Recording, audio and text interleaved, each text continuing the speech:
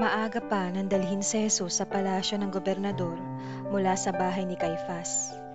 Hindi pumasok ang mga pinuno ng mga Hudyo sa palasyo upang sila'y huwag maituring na di karapat-dapat kumain ng hapunang Pampaskwa. Kaya't si Pilato ay lumabas sa palasyo at tinanong sila, "Ano ang paratang ninyo laban sa taong ito?" Sila'y sumagot, "Hindi po namin siya dadalhin sa inyo kung hindi siya gumawa ng masama." Sinabi sa kanila ni Pilato, "Kayo na ang bahala sa kanya at hatulan ninyo siya ayon sa inyong batas." Subalit sumagot ang mga Hudyo, "Hindi ipinapahintulot sa aming humatol ng kamatayan kanino man."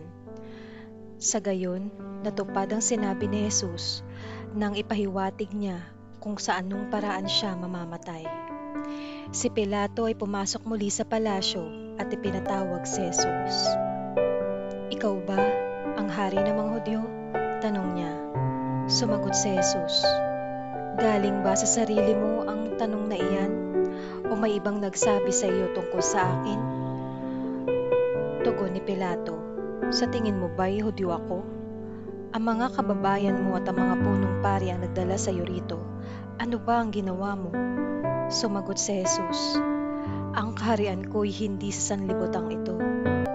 Kung sa sanlibutan ito ang aking kaharian, ipinaglaban sana ako ng aking mga tauhan upang hindi maipagkanulo sa mga Hudyo. Ngunit hindi mula sa sanlibutan ito ang aking kaharian." "Kung ganun, isa kang ang hari?" sabi ni Pilato. Sumagot si Jesus, "Ikaw na ang nagsabing ako'y hari. Ito ang dahilan kung bakit ako ipinanganak at naparito sa sanlibutan, upang magpatotoo tungkol sa katotohanan. Nakikinig sa aking tinig ang sino mang nasa katotohanan."